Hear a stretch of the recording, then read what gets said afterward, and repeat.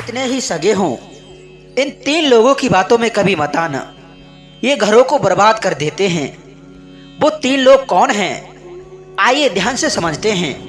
यदि इन 3 लोगों के बारे में आप समझ गए, इनको जान लिया, तो आपके जीवन में कभी मनमुटाव और बिखराव की स्थिति नहीं बनेगी। आपके घर में सुख शांति कभी नष्ट नहीं होगी।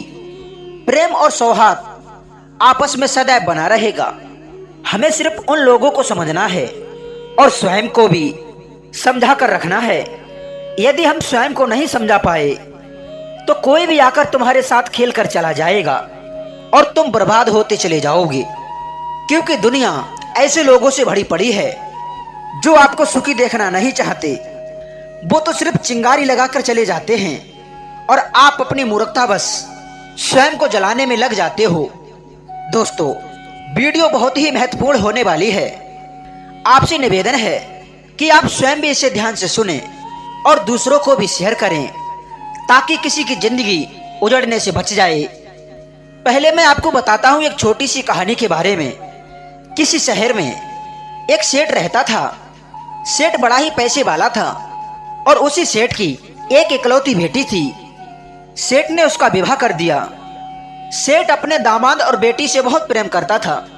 एक दिन सेठ ने अपने दामाद को व्यापार करने के लिए 10 लाख रुपए दिए।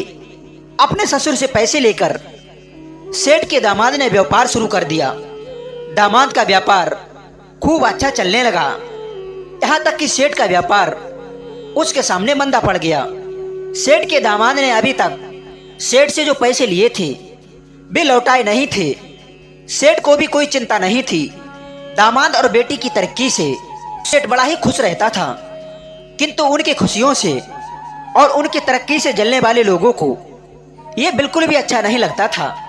उन्होंने सेठ और सेठ के दामाद को एक दूसरे की प्रति भड़काना शुरू कर दिया।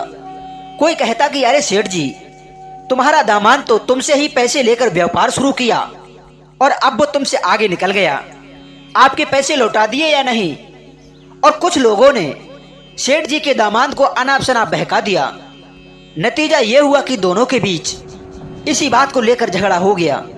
झगड़ा भी इतना हो गया कि दोनों ने एक दूसरे के घर जाना बंद कर दिया।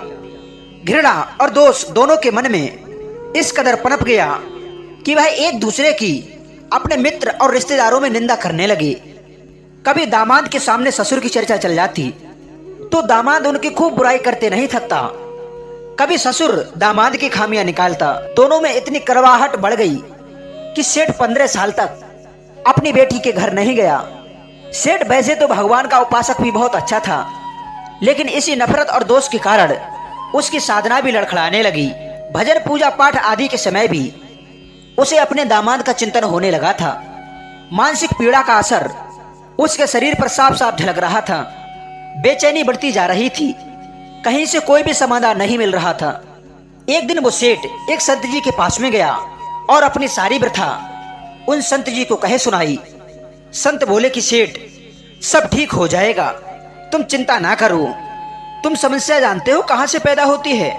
समस्या पैदा होती है आपके मिलने जुलने वालों की उन बेफिजूल की बातों से जो हंसी हंसी में आपसे कहे जाते हैं। उनके लिए तो वो एक आनंद का विषय है, पर वो बातें आपके मन मस्तिष्क पर गहरा असर छोड़ जाती हैं और फिर पैदा होता है दिलों को दूर करने वाला विष। मान लीजिए एक स्त्री अपने पति से बहुत प्रेम करती थी। कभी किसी बात को लेकर ना कोई शिकायत करती थी और ना कोई सवाल जवाब। उसकी गृहस्थी की गाड़ी बड़े प्रेम के साथ पटरी पर दौड़ रही थी। एक दिन उसकी सहेली उसके पास में आई और उसने हंसी हंसी में ही अपनी सहेली से एक बात कही, कहो बहन, इस बार तुम्हारी सालगिरह पर तुम्हारे पति ने तुम्हें क्या तोहफा दिया? तो उसने जवाब दिया कि कुछ भी नहीं। सहेली ने कहा कि अरे बहन, तुम्हारे पति की नजरों में अब तुम्हारी कोई कीमत नहीं रही। मेरा पति तो आज भी मेरे लिए नए नए उपहार लाता है। इतना कहकर वो सहेली तो चली गई, लेकिन जाते जाते वो अपने शब्दों का बम अपनी सहेली के दिमाग पर फोड़ गई।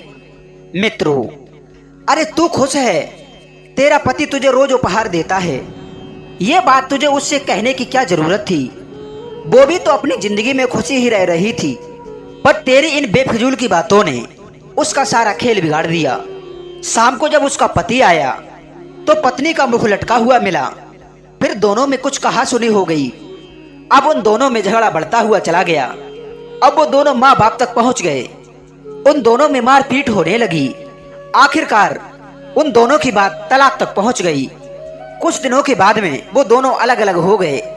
सहेली के मात्र एक जुमले ने उनकी हंसती खेलती जिंदगी को जहन्नुम बना दिया। इसी तरह हजारों घर बर्बाद होते रहते हैं, सिर्फ यार दोस्तों की उन बातों से जो हंसी मजाक में आपसे कह दी जाती हैं और उनको हम अपने दिमाग में पाल कर रख लेते हैं।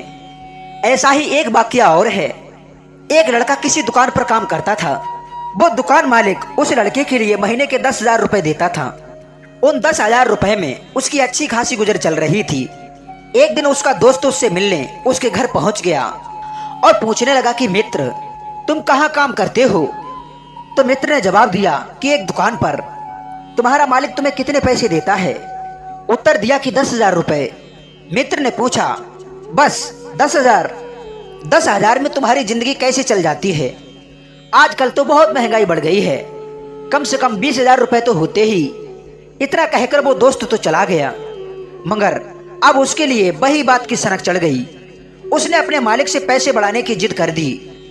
मालिक ने पैसे बढ़ाने से इनकार कर दिया तो उस लड़के ने दुकान पर काम करना छोड़ दिया। नतीजा क्या निकला? अब वह बेरोजगार होकर बैठ गया। मात्र दोस्त की एक बात पर दोस्त का क्या बिगड़ा? नुकसान तो तुम्हारा हुआ, तुम बेरोजगार हो गए। ऐसे ही एक व्यक्ति और थे, मनमोहन। मनमोहन का बेटा बाहर रहकर बहुत अच्छी नौकरी किया करता था। वहीं पर वो अपनी पत्नी और बच्चों के साथ बड़े प्रेम से रह रहा था। जब कभी उसे छुट्टी मिलती तो वह अपने पिता से मिलने के लिए चला आता था। पिता को इस बात की बड़ी खुशी होती थी कि उसका बेटा शहर में रहकर अच्छी लाइफ गुजार रहा है। माँ बाप को और क्या चाहिए? उनके बच्चे यदि अच्छा जीवन जीते हैं, सुखी रहते हैं, तो वो उनको खुश देखकर ही खुश रह लेते हैं। मनमोहन अपने गांव में ही बड़े खुश रहते थे। एक दिन एक व्यक्ति उनके पास में आया और बोला कि अरे मनमोहन, तुम्हारा बेटा तुमसे बहुत कम मिलने आता है, क्या तुम्हारा बेटा तुमसे प्रेम नहीं करता?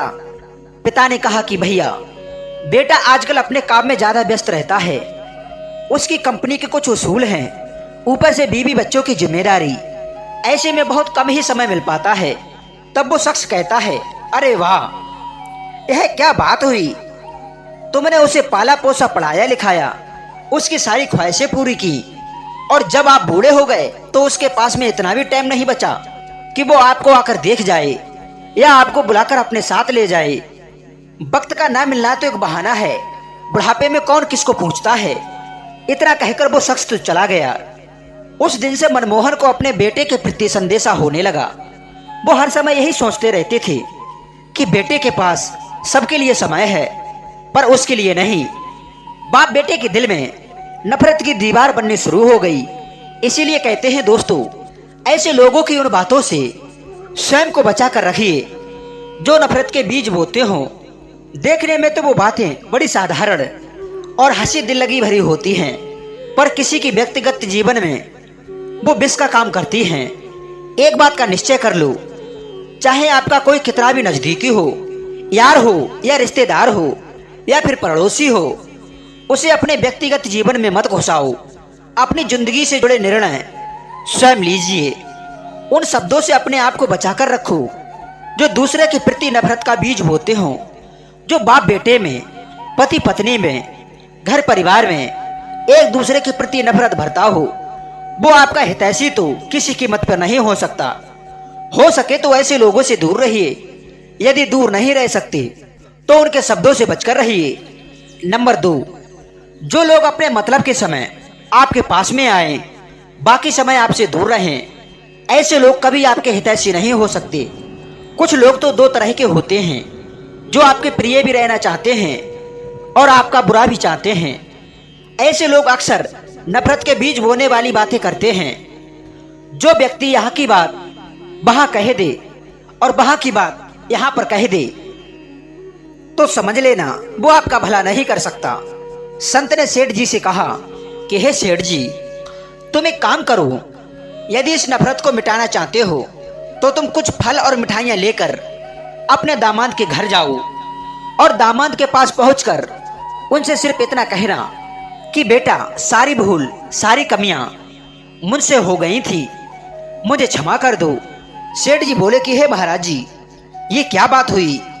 मैंने ही उसकी मदद की और मैं ही उससे क्षमा मांगू, ये कहाँ का न्याय है?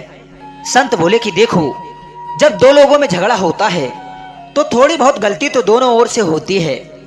किसी की ओर से ज्यादा होती है तो किसी की ओर से कम होती है। तुम्हारी गलती तो यह है कि तुमने मन ही मन अपने दामाद को बुरा समझा और दूसरों की बातों को ज्यादा तवज्जो दिया। एक बार मन में नफरत आने के बाद तो फिर आपने उसकी निंदा, आलोचना, तिरस्कार तो किया ही होगा। उसके प्रति आपके मन में क्रोध भी आया होगा। तुमने उसकी निंदा को अपने कानों से सुना भी होगा। यही सब तुम्हारी गलतियां हैं। तुम अपनी भूल की अपने दामाद से क्षमा मांगो। क्षमा मांगने से आप छोटे नहीं बनोगे, बल्कि आप अपने दामाद की उन गलतियों का एहसास करा दोगे जो उसने आज तक नहीं मानी है। ना मानो तो देख लो, जो दामाद आज अपनी गलती मानने के लिए तैयार नहीं है, आपकी क्षमा मांगते ही वो अपनी गलती को स्वीकार ना कर ले तो कह देना। मित्रों, संत के कहने पर वो सेठ अपने दामाद के घर गया। सब लोग भोजन की तैयारी में लगे थे। सेठ जी ने दरवाजा खटखटाया। दरवाजा सेठ के देहूते पुत्र ने खोला। सामने नाना जी को देखकर सब चौंक गए। सेठ के हाथों में बहुत सारे फल और मिठाइयां थी। बच्चे अपने नाना जी को देखकर खुशी से उछलने लगे। पापा, मम्मी, देखो कौन आए हैं। नाना जी आए हैं। बेटी और दामाद सेठ को देखकर बड़े खुश हुए और हैरान भी थे। बेटी पिता को अपने घर आया देख खुशी से पुलकित हो उठी। 15 सालों के बाद पिता बेटी के घर आए थे। देखकर बेटी का गला रुंधा आया, कुछ बोले नहीं बन रहा था। सेठ ने वो फल और मिठाइयां मेज पर ले जाकर रख दी और हाथ जोड़कर दामाद जी से बोले कि बेटा, सारी गलतियां मुझसे हुई हैं, मुझे क्षमा कर दो। सेठ के मुख से क्षमा शब्द निकलते ही उनके अंदर का प्रेम आंसू बन करके बहने लगा। दामाद उनके चरणों में गिर गए और अपनी भूल की रो रो कर क्षमा मांगने लगे। ससुर के प्रेम आंसू दामाद की पीठ पर और दामाद के प्रेम आंसू ससुर की पीठ पर। पिता पुत्री से और पुत्री पिता से क्षमा मांगने लगे। क्षमा और प्रेम की ऐसी गंगा बही कि सभी लोग अपने अपने अंदर गलती दे रहे थे। दामाद भागते भागते गए और अपने ससुर के 10 लाख रुपए लाकर के उनके आगे रख दिए। तब ससुर ने कहा कि बेटा, मैं इन कौड़ियों के लिए लेने के लिए नहीं आया हूं, मैं अपनी भूल का पश्चाताप करने और दोष को खत्म करने के लिए आया हूं। मेरा आना सफल हो गया। तब दामाद ने कहा कि पिताजी, जब तक आप ये रुपए नहीं लेंगे तब तक मैं स्वयं को क्षमा नहीं कर पाऊंगा। अपने दामाद की तसल्ली के लिए सेठ ने वो रुपए ले लिए और लेकर बेटी और नातियों में बांट दिए। चारों तरफ प्रेम ही प्रेम बरस रहा था। सेठ को आज क्षमा की ताकत का पता चल गया था कि मेरी एक क्षमा ने सारे दिलों की नफरतों को मिटा दिया। 2 दिन तक वो सेठ अपनी बेटी के घर पर रुके। उसके बाद सब लोग उन्हें स्टेशन तक विदा करने के लिए आए। सबकी आंखों में प्रेम के आंसुओं का सैलाव था। दोस्तों, मैं उम्मीद करता हूं कि इस वीडियो से आपने कुछ ना कुछ अवश्य सीखा होगा और ये वीडियो आपको पसंद भी आया होगा। तो चलिए मित्रों, अपनी कीमती राय हमारे लिए कमेंट सेक्शन के माध्यम से दीजिए। हम मिलते हैं आपसे अगली कहानी में एक और चर्चा के साथ। आप सभी को बहुत बहुत धन्यवाद। जय श्री कृष्णा।